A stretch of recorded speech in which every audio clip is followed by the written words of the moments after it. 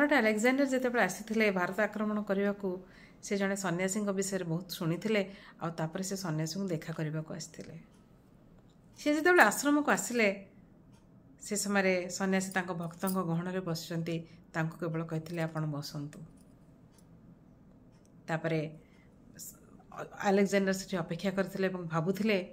मु तो जो पाद दिए से हाथी छती शंख हुलहुली नादरे फाटी पड़े फूलर वर्षा हो जाए आश्रम में अनेक फूल हेले से गचर कोल हसुँच मोर आविर्भाव कहीं हसुना किसी स्वागत नहीं पुणी मत अपेक्षा कर भक्त मैंने आग हो गले से रागरे क्रोधरे जर्जरित सन्यासी जिते भक्त मान गहन उठिकी आसती आलेक्जेंडर तक प्रश्न पचारि कि आपण किए मु जानी सन्यासी कहले आपण सम्राट आलेक्जेंडर सी कहते मुझे दिग्विजयी सम्राट आलेक्जेंडर आपण मत अपेक्षा करेले जनसाधारण का सांगे मत सम्मान करदेले मु केते जय करछि केते अंचल देखंतु मोर अंचल एठु ए जाय परिव्याप्त काली काली राति पाइले भारत भी मोर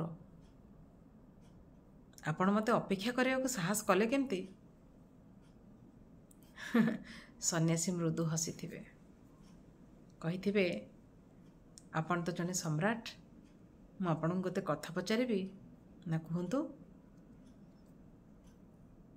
किसी समय आलेक्जेंडर समय नहीं क्रोध को ठंडा करने को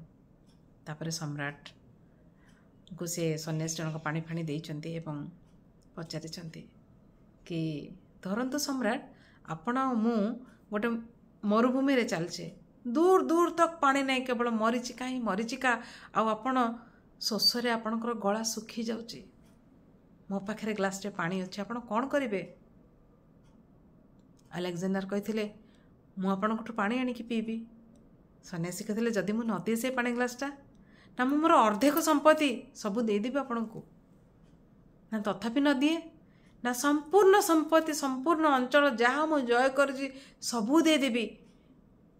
मो तंटी सुखीगले मु किछि भी करें मु अनेक धनर मालिक मु कौन पानी ग्लासटे नहीं पारि सबू तक संपत्ति आपन को देदेवी मु सन्यासी हसी थे कहले आपण पाखे जीतिक संपत्ति अच्छी जीतिक अंचल आपण जय करचंती सेतिक पानी ग्लास संगे समान आलेक्जेंडर हतपाखी चाहिए ये कौन कहते तापर कोट ना कोठे से जानी ये सन्यासी कहीं अंचल ना कर कहीं ना जो आलेक्जेंडर धनर वर्षा कर सन्यासी जनक ज्ञानर वर्षा कर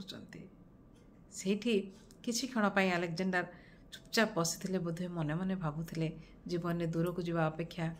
ऊर्ध्व को जावा भी खूब जरूरी